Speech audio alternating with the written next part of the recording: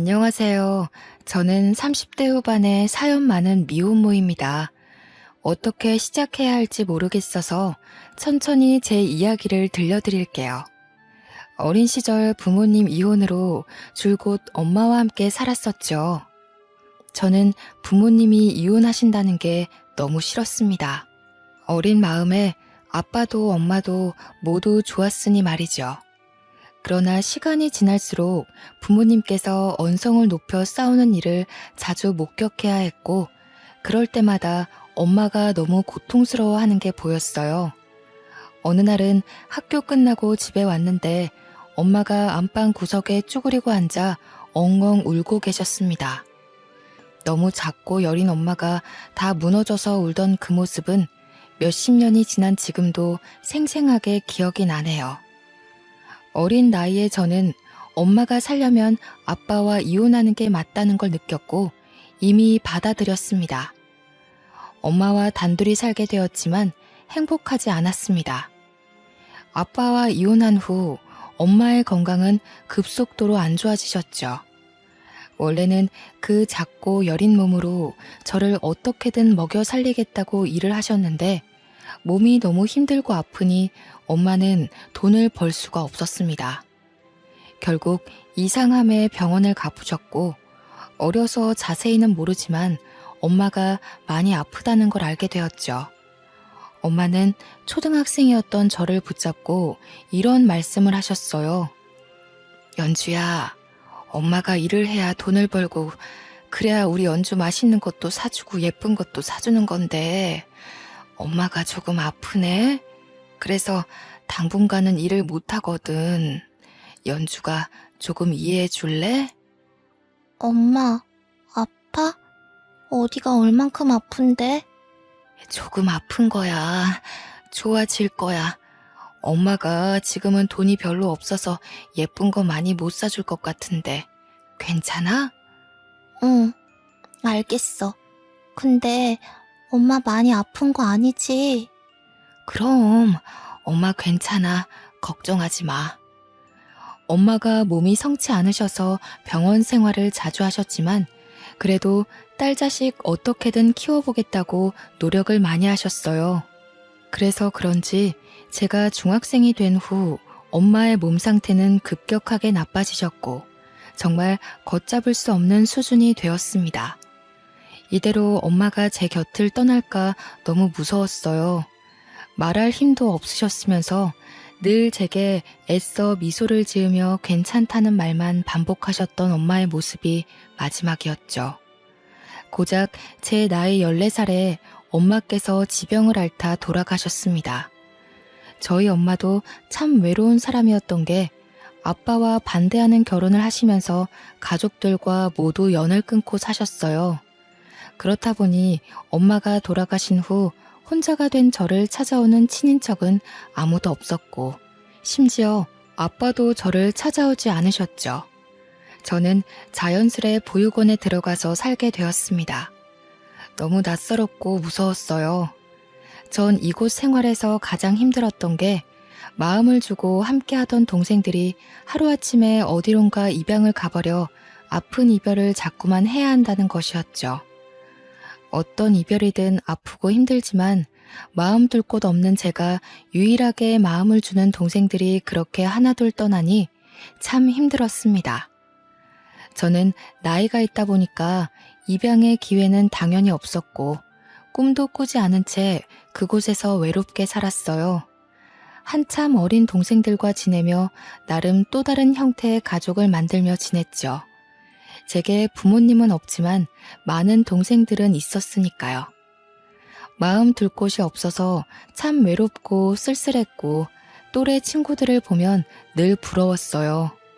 부모님이 다 있는 집에서 가족들과 함께 오순도순 사는 모습이 그렇게 부러웠죠.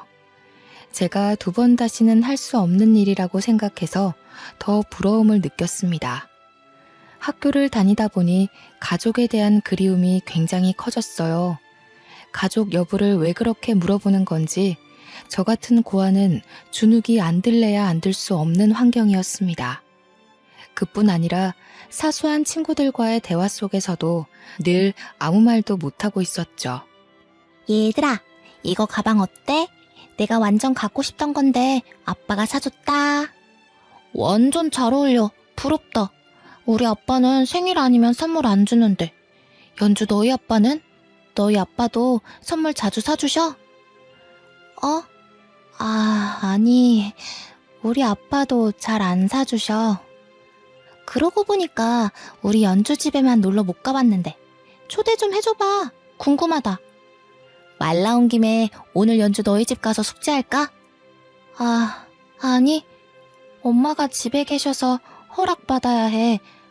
그리고 집에 친구들 오는 거 별로 안 좋아하셔서 좀 힘들 것 같아. 미안해. 원래 거짓말을 잘 안 하는 성격이었는데 저도 모르게 어느 순간부터 내내 거짓말을 하고 있더라고요. 감출 게 점점 많아지고 숨기고 싶은 게 많아지니까 자꾸만 거짓말을 했죠.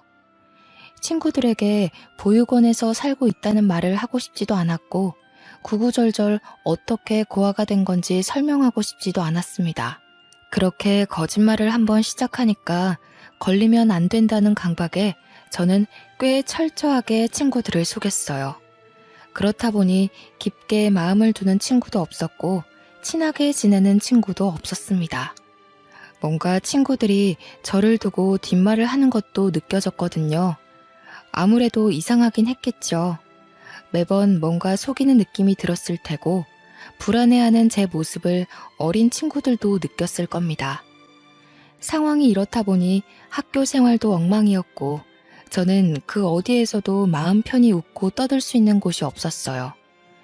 보육원에서 나름의 보살핌을 받다 보니 어느새 시간이 훌쩍 지나버렸고 저는 성인이 되었습니다. 성인이 된 후 저는 보육원에서 나가 홀로서기를 해야 했어요. 홀로서기를 할 수 있도록 지원을 어느 정도 해주시지만 당장 무슨 일이든 해야 먹고 살 수 있었습니다. 제 힘으로 뭔가를 해서 돈을 벌어본 적도 없었고 공과금이 뭔지도 모르는 제게 홀로서기는 꽤 힘들었어요. 그래도 아주 작은 원룸이지만 그래도 제가 살 집이 생겼었고 사회에 나가 보잘것없는 아르바이트지만 일을 하며 제 돈을 벌어먹고 살았습니다. 적은 돈을 벌어서 월세 내고 공과금과 같은 고정 지출을 모두 낸 후 남은 돈으로 생활을 했는데 이렇게 사니까 힘들지만서도 참 뿌듯했어요. 다만 누군가와 소통도 없이 고립되어 사는 느낌이 들어서 그게 좀 힘들었습니다. 친구도 없고 가족도 없으니 온종일 일하는 거 외에는 말할 이유가 없었거든요. 그렇게 제 나이 25살이 끝나갈 무렵 한 남자를 만났죠. 이성을 사랑하고 좋아한다는 이런 감정 자체가 처음이라서 너무 생소했고 어떻게 해야 할지를 모르겠더라고요. 제게 막힘없이 다가오는 이 남자를 밀어내기는 싫은데 방법을 몰랐던 겁니다. 이 사람은 저에 대해 너무 잘 알았고 이해를 많이 해줬어요. 늘 외로움에 사무쳐 있던 제게 그 남자는 너무 따뜻했고 놓치고 싶지 않은 그런 사람이었습니다. 저보다 한 살 많았던 그 사람은 본인도 없는 살림에 제게 한없이 베풀어주기만 했었죠. 늘 제가 우선이었고 저를 웃게 해주려 노력도 참 많이 해줬어요. 거기다가 저랑 사연이 비슷해서 마음이 더 잘 통했고 서로 외로움이 가장 아프다는 걸 알아서 그런지 서로를 생각하고 위하는 마음이 각별했습니다. 연주야, 내가 이제서야 말하는 건데 사실 나도 부모님 없어. 왜 없냐면 나 버리고 도망가셨거든. 이유는 나도 모르겠어. 그게 사실이야? 그럼 여태 어떻게 산 거야? 나처럼 보육원에 간 것도 아니잖아. 부모님이랑 살던 집에서 혼자 살았어. 그 집 하나 두고 도망 나가셨거든. 근데 웃긴 게 뭔 줄 알아? 내가 딱 성인이 되니까 그 집을 부동산에 내놨더라. 그래서 나도 당신처럼 급하게 원룸 구해서 독립한 거야. 여태 소식도 없고? 죽었는지 살았는지도 모르겠고 왜 그렇게 떠났는지도 모르겠어.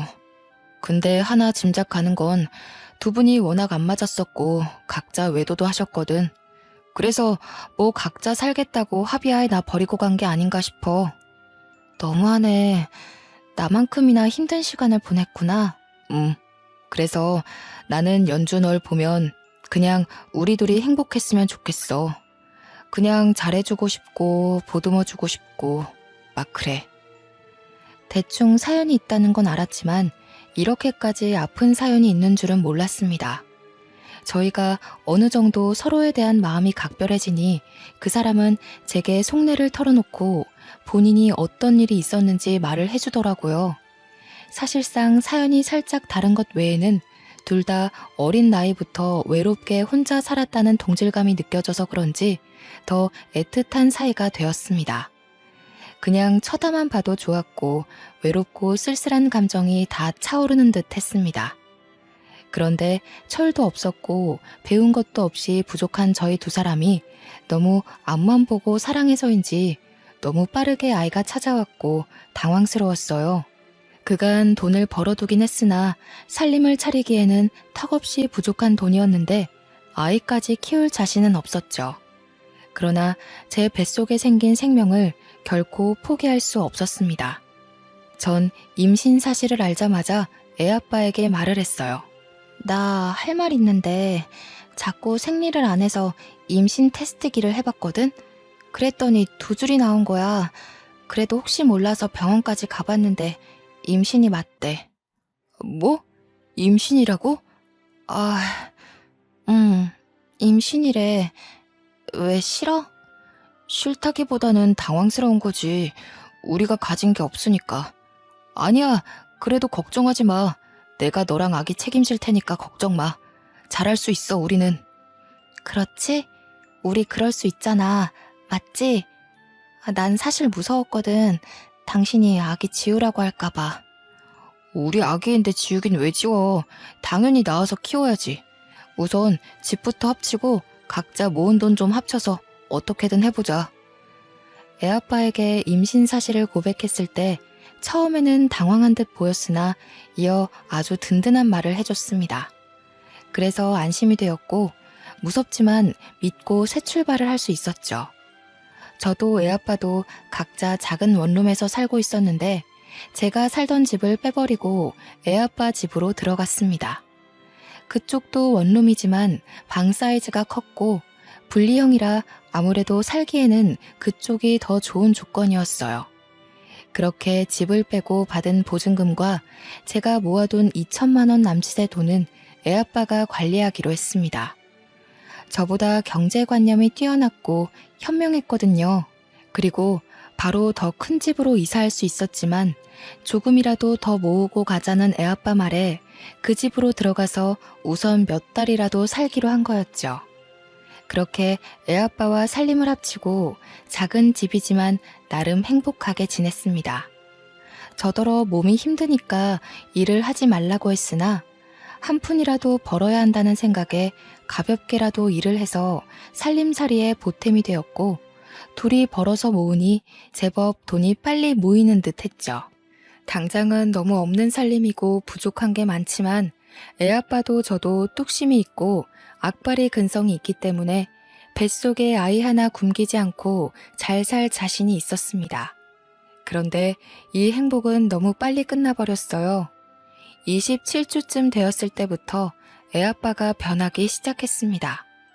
일도 잘하지 않고 매일 밤 친구들과 어울려 술을 마셨고 그 술자리에는 모르는 여성들도 있었죠.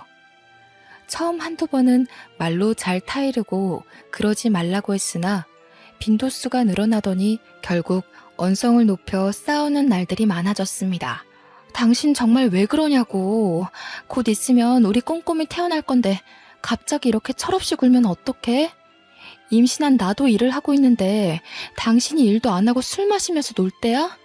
아씨 짜증나게. 너는 왜 나만 보면 떽떽거리고 잔소리를 하냐? 네가 엄마야? 네가 무슨 자격으로 이래라 저래라 훈계질이야 열받게. 나도 사람인데 힘들지 않겠어? 당신 힘든 거 내가 몰라? 노는 것도 좋고 다 좋다고. 근데 일은 해야 할 거 아냐. 일도 안 하고 하루 종일 퍼질러 자다가 밤만 되면 술 마시러 나가는데 이걸 내가 어떻게 이해해 주길 바라는 건데? 야, 너 한마디만 더 해봐. 막말로 너도 그 뱃속에 애새끼도 다 버리고 싶은 거 겨우 참고 있는 건데 자꾸 그렇게 열받게 하면 너희 둘 다 버리고 잠수 타버린다. 뭐? 당신 미쳤어? 어떻게 그런 말을 해? 됐어. 나도 다 필요 없으니까 내 돈 내놔. 당신 불안해서 돈 못 맡기겠으니까 내 돈 줘. 어쩌냐? 네 돈 하나도 없는데. 그거 내가 투자 좀 했는데 말아먹었거든. 우리 재산이 아마 영원일걸? 뭐? 당신 진짜 제정신이야? 어쩌려고 그래 대체? 왜 그러냐고. 당장 내일 모레면 꼼꼼히 태어날 건데 정말 왜 그러냐고. 애아빠는 점점 변하다 못해 저희 두 사람의 전 재산으로 돈놀이를 했습니다. 물론 결과는 처참하게 망했죠.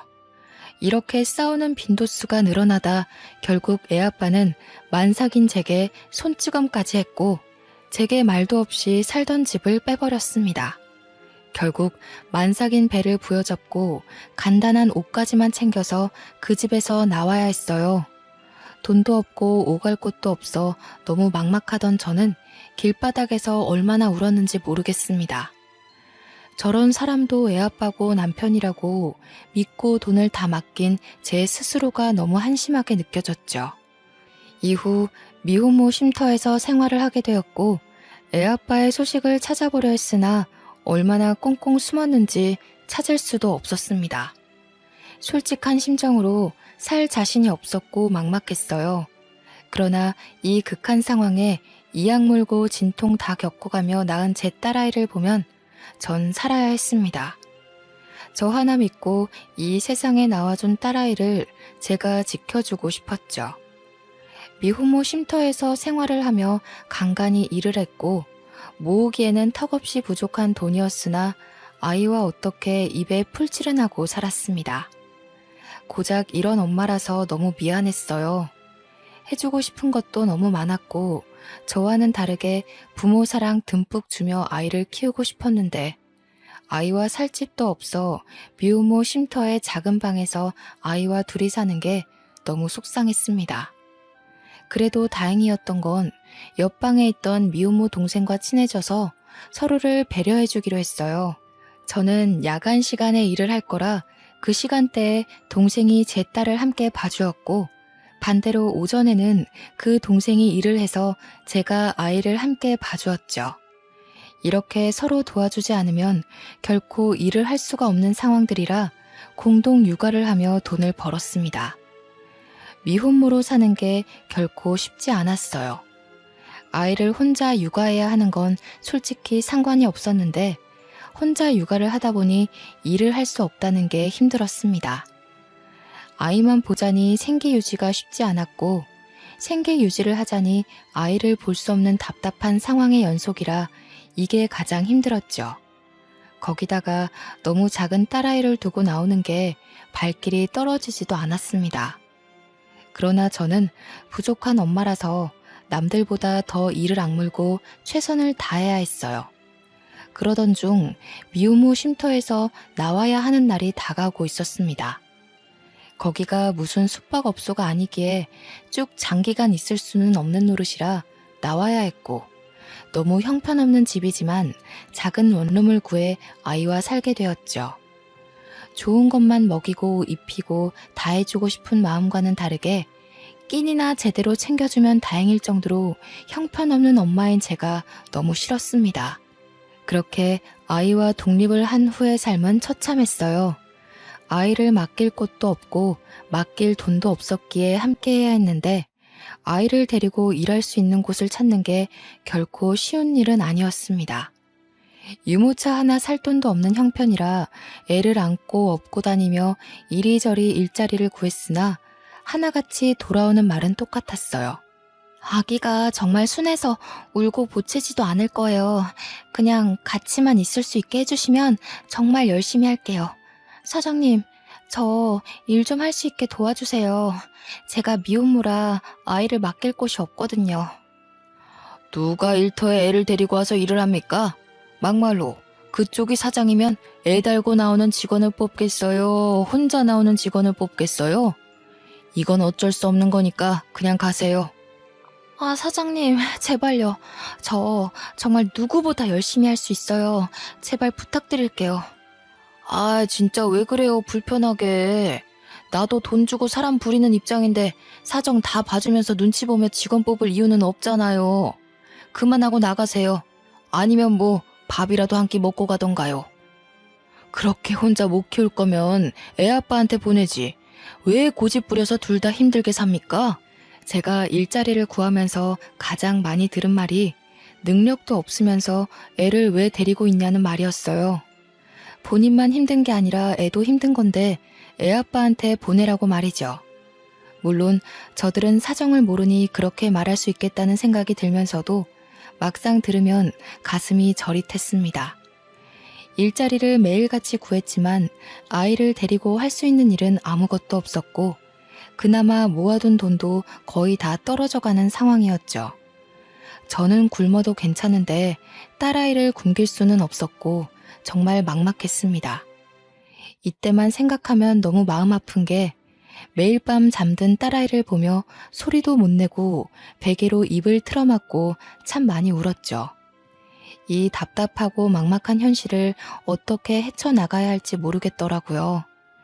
일을 하고 싶은데, 아니, 정확하게는 어떤 일이라도 할 수 있는데 제발 누가 제게 일 좀 시켜줬으면 하는 마음이 아주 간절했습니다.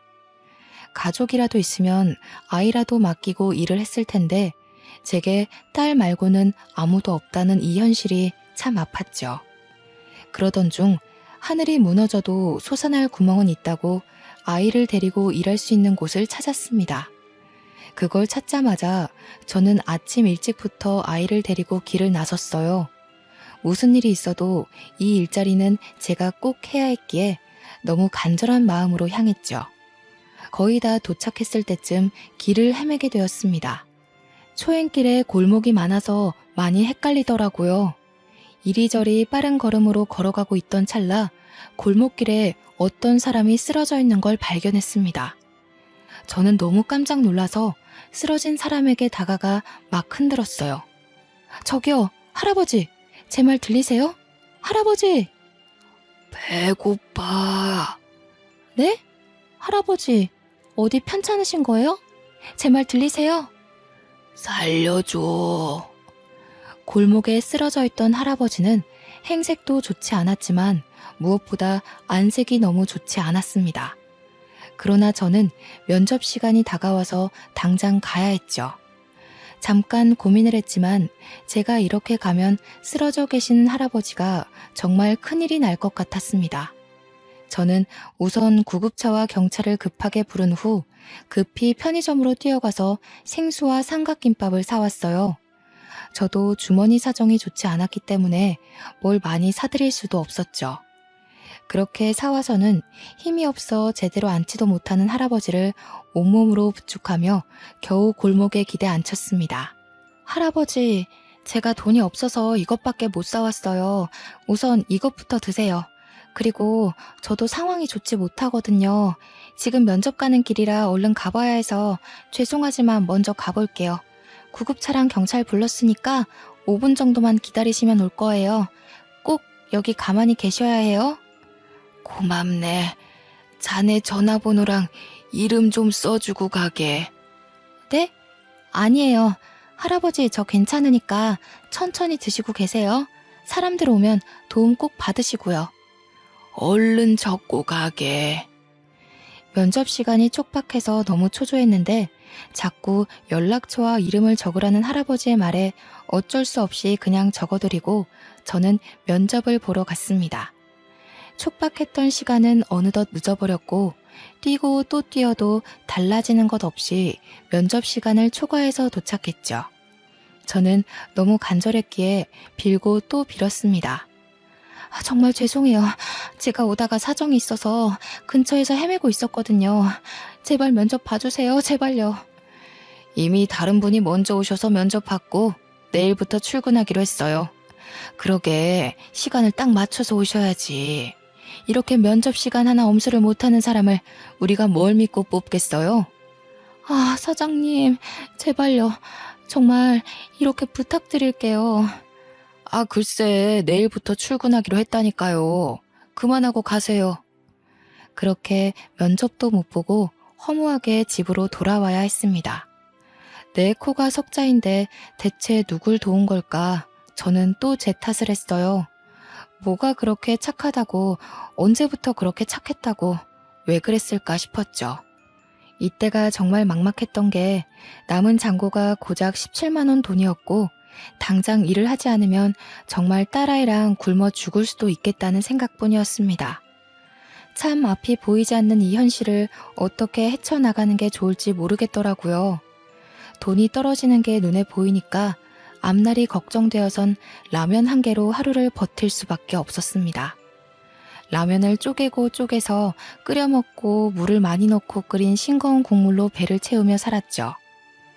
이 당시의 삶이 너무 막막하니까 잠든 애를 두고 야간이라도 나가서 일을 해볼까, 어떻게 할까 별 생각을 다 했어요.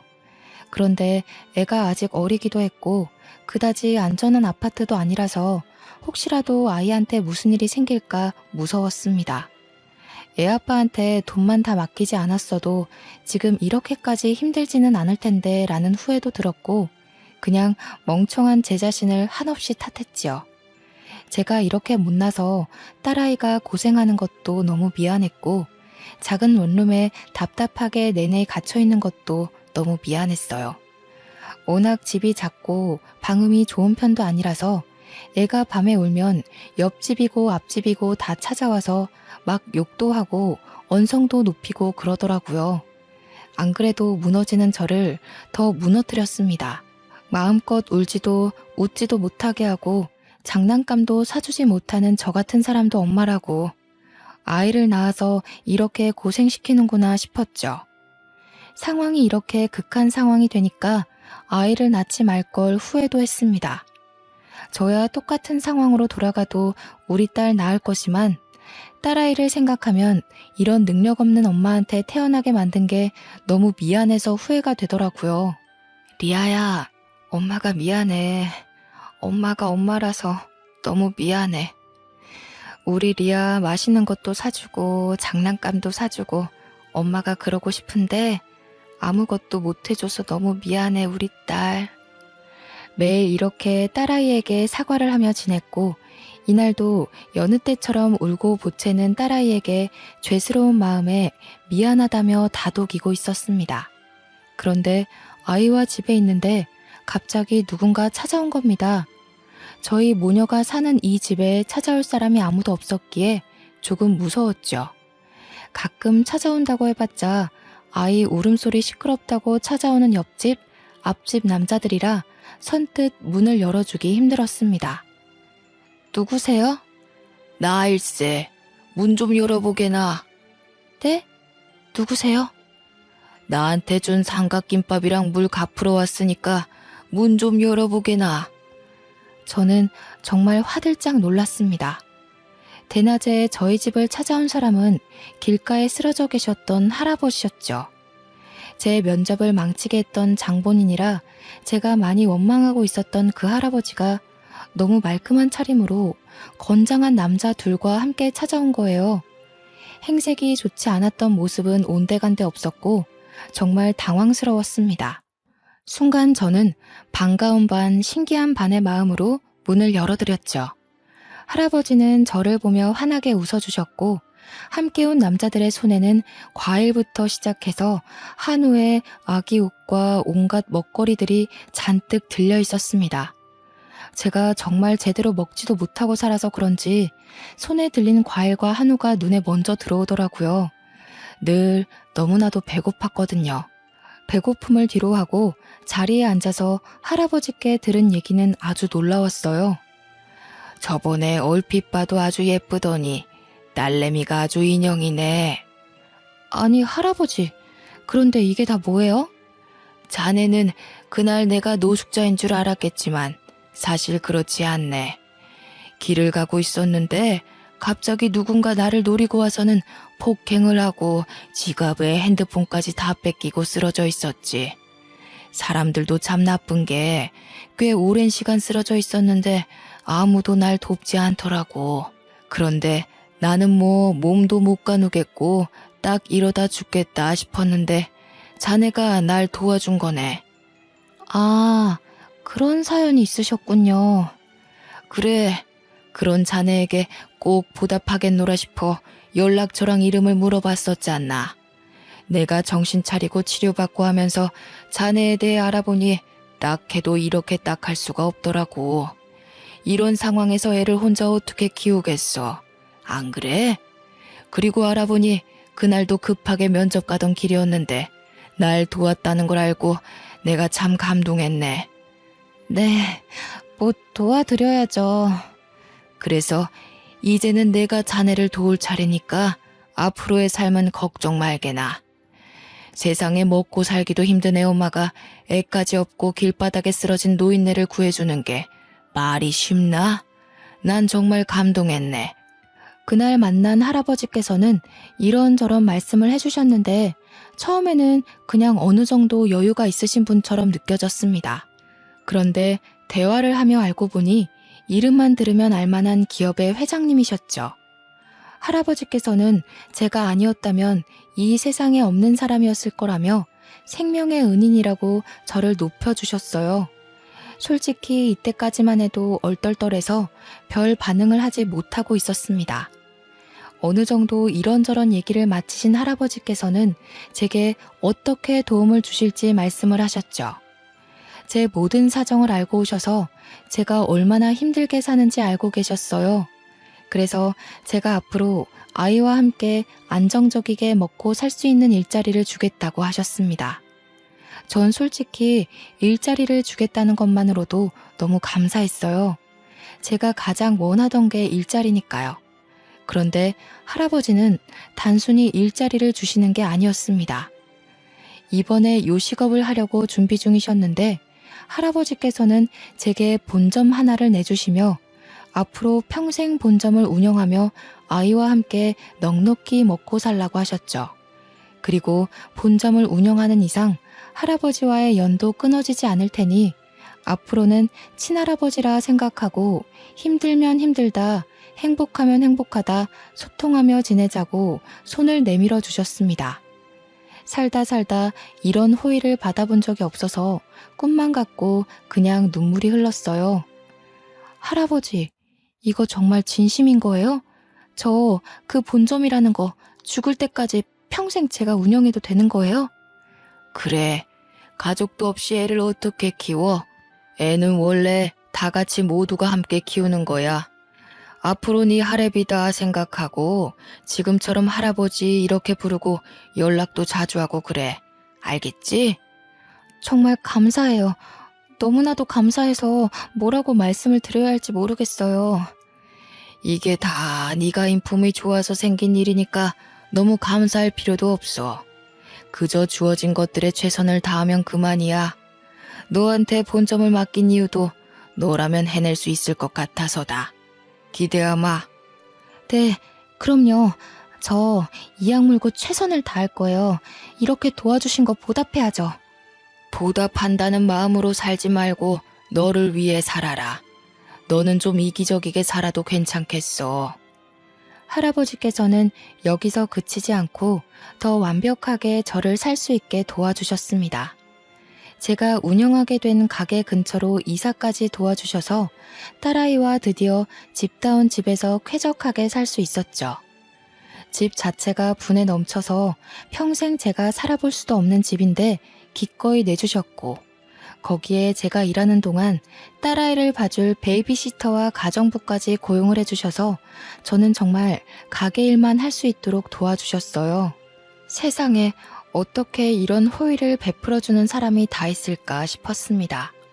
제가 할아버지께 너무 감사해하며 그래도 이건 과분하다고 밀어내면 할아버지는 그러셨죠. 의사 말이 조금만 늦었어도 정말 큰일 날 뻔했다고 말했다며 그냥 하는 말이 아니라 제가 할아버지의 생명의 은인이기 때문에 뭐든 다 해주고 싶다고 하셨습니다. 문득 그런 생각이 들었어요. 사실 저는 그때 면접을 못 보고 집에 돌아와서 내 코가 석자인데 뭔 짓을 한 건가 싶었고 이대로 굶어 죽겠구나 싶어서 엄청 후회를 했었죠. 심지어 할아버지 원망까지 했는데 그런 할아버지는 제 평생 하나도 누려보지 못할 이 모든 것을 한 번에 선물을 해주셔서 마음이 무거웠습니다. 할아버지께 솔직하게 말을 했었는데 본인 같아도 도와줘 놓고 후회했을 거라고 그건 이기적이고 나쁜 게 아니라 살아야 하고 애를 키워야 하는 엄마라서 그런 거라며 이해해 주셨어요. 제 10대, 20대는 돌이켜 생각해보면 정말 아픈 시간들의 연속이었고 아이를 낳은 후에도 불행의 연속이었습니다. 아이를 보는 그 순간을 제외하고는 모두 기억하고 싶지 않은 시간들이었죠. 당장 통장 잔고가 17만 원이라 아이랑 굶어 죽을까봐 라면 하나로 하루를 버티고 또 버텼던 제가 하루아침에 사장이 되고 정말 좋은 집에서 가정부와 베이비시터까지 고용해서 팔자 편하게 살 줄 누가 알았을까요? 가정부까지는 고용해주지 않으셔도 괜찮았는데 가게에서 온종일 힘들게 일했으니 집에서는 하지 말라고 하시더라고요. 적어도 집에 있는 시간만큼은 딸아이와 온전하게 보내라는 말씀을 해주시는데 참 훌륭하고 멋졌습니다. 한치 앞도 모르는 게 사람 인생이라고 하지만 제 인생은 그야말로 로또 1등이 약 100번 정도 당첨되는 정도의 행운이 아닐까 싶습니다. 시간이 꽤 흐른 지금은 가게도 자리를 잡았고 모든 게 안정적으로 흘러가고 있어요. 그 어렸던 딸아이도 무럭무럭 건강하게 잘 자라주고 있습니다. 제가 지금 가장 행복한 건 딸아이에게 좋은 것만 입히고 먹이고 보여줄 수 있다는 것이에요. 그리고 배우고 싶다는 거, 하고 싶다는 걸 돈 걱정 없이 다 해줄 수 있는 엄마라서 행복합니다. 여전히 회장님과는 할아버지라 부르며 사적으로 잘 지내고 있어요. 저희 집에도 자주 놀러 오시고 저희 딸내미를 손녀딸로 생각해 주시고 이것저것 얼마나 해주시는지 모릅니다. 외로운 저희 모녀에게 너무 든든한 할아버지가 생겨서 명절에도 외롭지 않게 보내고 있어요. 회장님은 제게 할아버지 같기도 하지만 아버지 같기도 한 너무 귀한 존재입니다. 제가 한 번은 물어본 적이 있어요. 그때 왜 그렇게까지 저를 도와주셨냐고요. 그런데 할아버지께서는 그러셨습니다. 의식이 흐릿한 와중에 본 제 모습은 언뜻 봐도 배고파 보였다고 해요. 아이를 아기띠도 없이 손으로 안고 업고 물과 삼각김밥을 사들고 와서 바닥에 주저없이 무릎 꿇고 할아버지를 일으키는 모습에서 꼭 보답해야지 싶으셨는데 저에 대해 자세히 알아볼수록 마음이 아프셨다네요. 할아버지도 어려서부터 참 없이 컸는데 지금도 여전히 힘들게 사는 제게 뭐든 해주고 싶으셨다고 하셨습니다. 아마 할아버지를 그때 그렇게 만나지 않았더라면 지금쯤 저와 딸은 어떻게 살고 있을까요? 여전히 돈에 허덕이며 하루하루를 숨막히게 살고 있을 겁니다. 제가 이렇게 자리를 잡고 행복하게 살아가고 있을 때 애아빠한테 연락이 왔었어요. 솔직히 생각도 안 나고 살고 있었던 터라 많이 놀랐습니다. 여보세요? 연주 맞니? 세월이 그렇게 지났는데 목소리만 들어도 알겠네. 무슨 일이야? 내 번호는 어떻게 알았어? 어떻게 알았지. 잘 지내고 있다고 소식 들었어. 왜 전화했냐고. 연주 너 나 미운 거 알고 원망하는 것도 아는데 그땐 내가 너무 어렸고 철이 없었어. 미안하다. 정말 늦었지만 우리 지금이라도 다시 시작해보는 건 어떨까? 별 미친 소리를 다 듣겠네.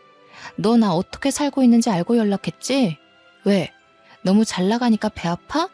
콩고물이라도 떨어질까봐 옆에 있고 싶지? 머리가 있으면 생각이라는 걸 좀 해봐. 내가 뭐가 아쉬워서 너랑 다시 살아? 재혼을 할 거면 내 수준에 맞는 남자랑 재혼해서 살지 않을까? 너도 참 뻔뻔하다. 나랑 리아 그렇게 힘들게 살 때는 모른 척 나타나지도 않더니 이제 와서 같이 살자고? 미친놈. 그때는 내가 너무 어렸다니까. 내가 너보다 더 어렸어, 나쁜 놈아. 2번 다시 연락하지 마. 너 같은 놈한테 원망 쏟을 가치도 못 느끼겠다. 웃기게도 애아빠는 저 이후에도 꾸준하게 매달리고 가게까지 찾아왔었습니다. 딱 겉보기에도 망나니 같아 보였는데 혹시 몰라 할아버지께 부탁을 해서 뒷조사를 좀 해보니 여전히 돈놀이를 하는 망나니였죠. 어쩌면 그때 그렇게 헤어진 게 정말 잘한 일이라는 생각이 들었어요. 그리고 한편으로는 조금 슬펐습니다. 저는 몰라도 본인 딸인데 어쩜 저렇게 모질게 정도 안 주고 모른 척 할 수 있을까 싶었거든요. 솔직히 이런 감정을 느낄 가치도 없는 사람이라는 건 알고 있지만 씁쓸한 건 어쩔 수 없더라고요. 애아빠의 지속적인 집착과 괴롭힘에 그냥 깔끔하게 신고를 했고 그 이후 몇 년이 흐른 지금까지 제게 연락 한 번 없이 조용히 지내고 있습니다. 본인도 양심이라는 게 있으면 그만해야죠. 딱 지금처럼만 딸아이와 할아버지와 행복하게 오래오래 좀 살고 싶습니다. 제가 이제서야 조금씩 할아버지께 효도를 하고 있기 때문에 꼭 오래 저희 모녀 곁에 있어 주셨으면 하는 바람이에요. 제 사연을 모두 들어주셔서 감사드리고 혹시 벼랑 끝에 아슬아슬 서 있으신 분들이 계신다면 꼭 해결책은 있다고 말씀드리고 싶습니다. 모두 행복하시길 바라며 마무리할게요. 감사합니다.